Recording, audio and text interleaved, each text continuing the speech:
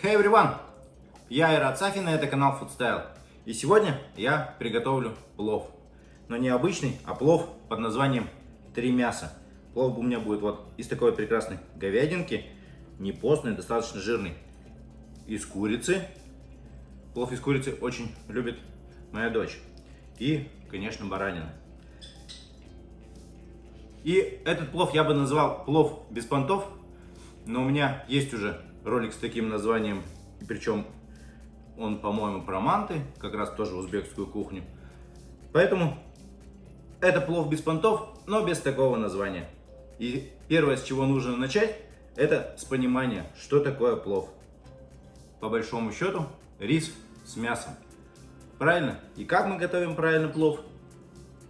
В казане. А если у нас нет казана? Хорошо, в мультиварке. И, кстати, вот такой рецепт у меня тоже есть на канале. Ну, а если у кого нет мультиварки, что, отказаться от любимого плова? Нет, сегодня я его сделаю так, как может приготовить каждый из вас. На обычной кухне, с обычными кухонными приборами. Без казана, без мультиварки, зато с попугаем. Ну, естественно, перед приготовлением плова разбираем, какие продукты, и все продукты подготавливаем, чтобы они были готовы и под рукой. Баранину и курицу, филе куриное, я трогать не буду. Говядину я нарежу кубиками достаточно крупными. Морковь натру на терке. Чеснок, увидите, лук полукольцами. Все достаточно стандартно. А, да, главное, забыл про рис. Плов же это рис. Не обязательно брать какой-то определенный сорт риса, искать там девзире или еще что-то. Возьмите тот, который у вас есть. Главное не заморачиваться, и чтобы было вкусно. Морковь натираю на крупной терке.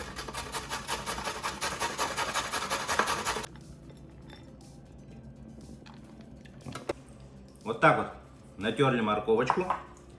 И всем хейтерам, которые сейчас начнут говорить, что нет, это будет не настоящий плов. Настоящий плов должен быть в казане с желтой морковкой, только с девзире. Хочу сказать, что, во-первых, мы готовим из тех продуктов, которые есть под рукой. Готовим на той кухне, которая есть под рукой. И готовим настоящий вкусный плов. Главное в плове — это вкусно.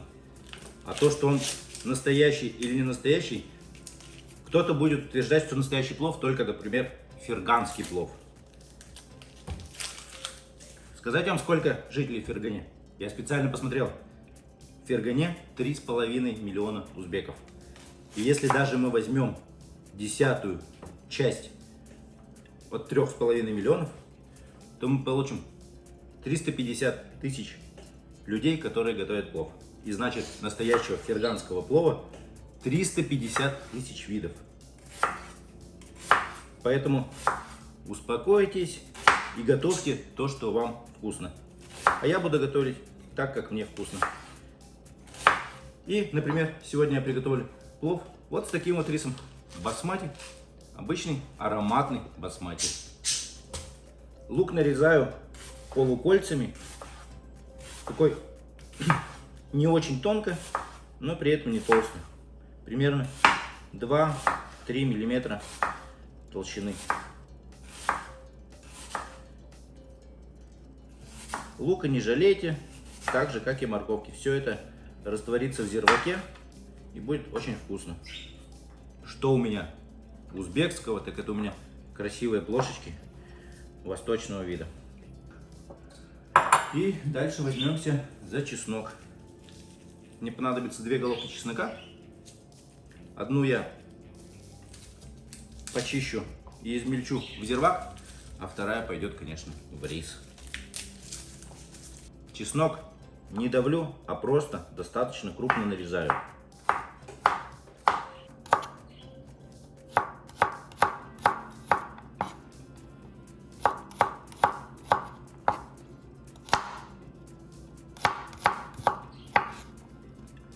Ну и приступаю к говядине. Говядину нарезаю тоже достаточно крупно. Пленочки я аккуратно срезал, а жирок оставил, потому что говядина не должна быть постная, чтобы плов был вкуснее, понажористее, посытнее. И нарезаю говядину вот такими вот крупными кусочками, примерно 3 на 3 на 3 сантиметра. То есть кубик такой а-ля 3 на 3 на 3.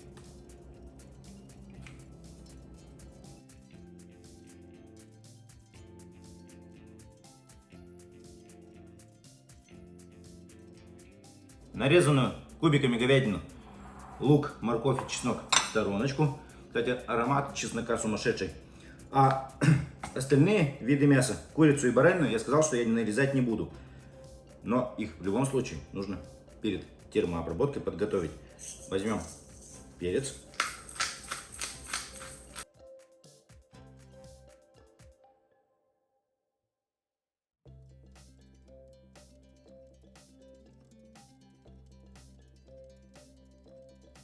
И крупную соль.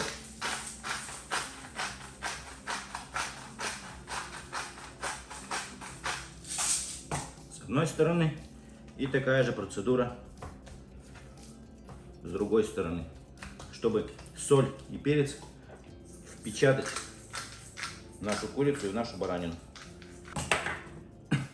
Посолил и поперчил только курицу и только баранину. Говядина остается не соленой, не перченой, только нарезанной. И начинаем готовить. Для этого нам нужна обычная сковорода и обычное подсолнечное масло. Классно, если у вас есть курдюк. С курдюком будет намного вкуснее, намного аутентичнее, скажем так, по-узбекски. Но не у всех он есть. Поэтому берем обычное подсолнечное масло, разогреваем на сковороде и начинаем обжаривать мясо. Ну и первым делом обжариваем баранину. Она у меня вот такая вот с небольшой косточкой.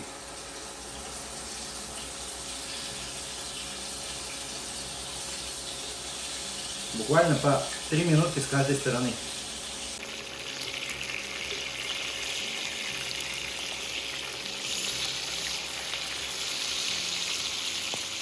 Баранинку термообработали, запечатали. Посмотрите, какая она получилась румяная. Она отдала лишний свой жирок. Тем, кто не любит баранину, можно не пользоваться данным рецептом. Начинать вот с этого момента, с обжаривания курочки. Курицу точно так же, как баранину, только обжариваем после баранины, а не вместе.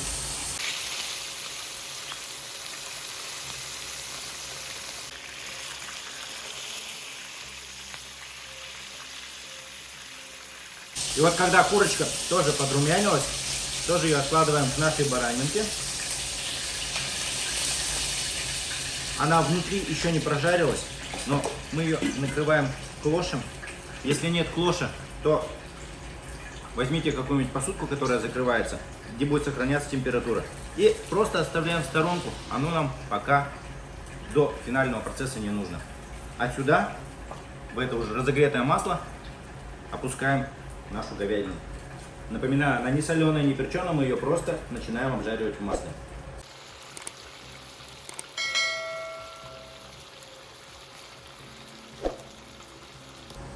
Запечатать, так же как баранину, курицу, говядину, не удастся, да это и не нужно. Во-первых, потому что, когда мы добавляем сразу всю говядину, температура масла резко падает, поэтому она не будет обжариваться так резко, не будет румяной. Но при этом нам нужно ее, по крайней мере, до 70% готовности запечь, затушить.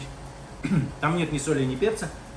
Bуквально 10 минут она у нас тушится. Мы ее постепенно переворачиваем, перемешиваем и потом начинаем готовить зирвак. И вот теперь, когда говядина тоже слегка запечаталась, отдала лишний сок, вот теперь ее нужно как раз посолить и поперчить. Посолить очень хорошо, потому что остальные продукты, в том числе рис, солить не будем. Поэтому это должно быть слегка пересоленное. Смотрите по своему объему, по тому, как любите соль. Вот сюда примерно уйдет столовая ложка без горки соли.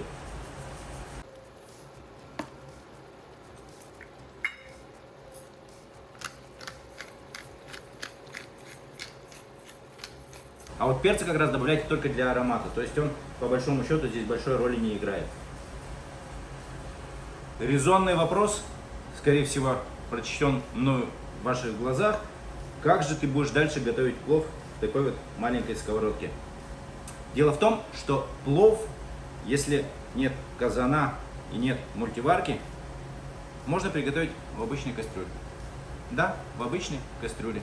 Главное, чтобы на ней не было пластмассовых ручек, какого-нибудь пластикового покрытия, потому что мы будем готовить в духовке. Потому что плов — это прогретый со всех сторон рис. Как мы его можем прогреть со всех сторон сковородки? Никак. А вот поставив в духовку, он нормально прогреется со всех сторон. Поэтому включаем духовку и доготавливаем зирвак. Высыпаем лук поверх мяса. Туда же высыпаем наш чеснок и аккуратно накрываем нашей тертой морковкой. Ее, конечно, можно нарезать кубиком, но можно и так. Ничего страшного, она все равно растворится. И при этом не солим, не перчим, потому что мы уже хорошо посолили. Не добавляем пока специй. Накрываем, оставляем минут 10-15 под крышечкой томиться и приготавливаться.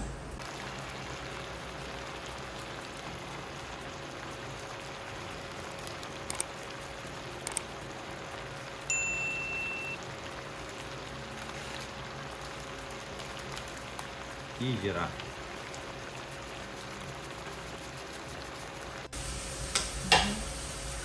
Хорошо перемешиваем наш зирвак и оставляем еще тушиться буквально 5-10 минут. Вот мой зирвак готов. И раз уж я сказал, что буду готовить в обычной кастрюле, перекладываю зирвак в обычную кастрюлю. Как обычно готовится плов в казане, также на дне будет зирвак. И сверху мы это все присыпем рисом. Высыпаем рис. Тут смотрите, как вы привыкли. Если у вас рис хорошо промытый, его, естественно, промывать и замачивать не надо. Если он не промыт, естественно, замочите его и хорошо промойте.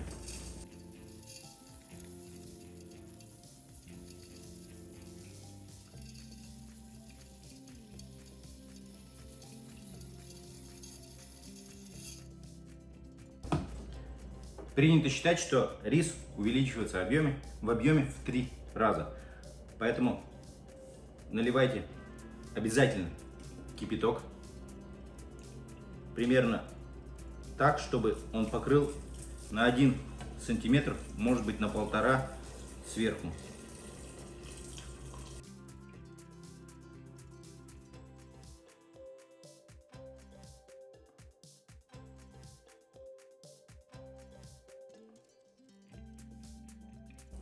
Втыкаем нашу чесночинку, головку чеснока в серединку.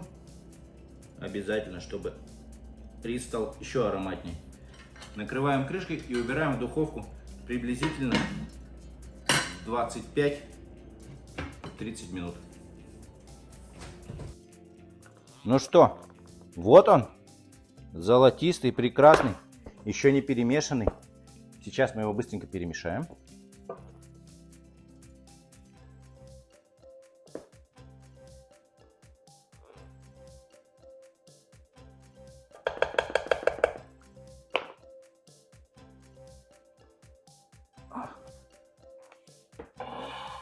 Берем красивую посудину. Плов все-таки праздничное блюдо. И высыпаем наш, смотрите, какой рассыпчатый рис.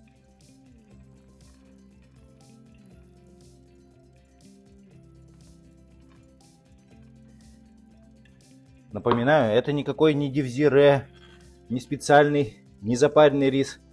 Я прям при вас насыпал его, можно сказать, из пачки.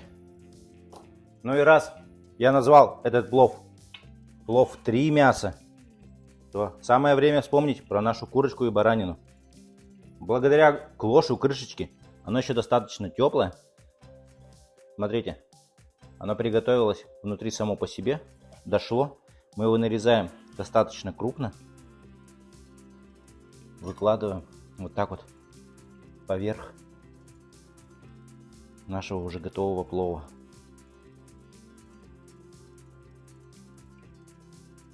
Также поступаем с бараниной. Нарезаем ее крупно. И тоже выкладываем в наш праздничный, красивейший, драгоценнейший плов.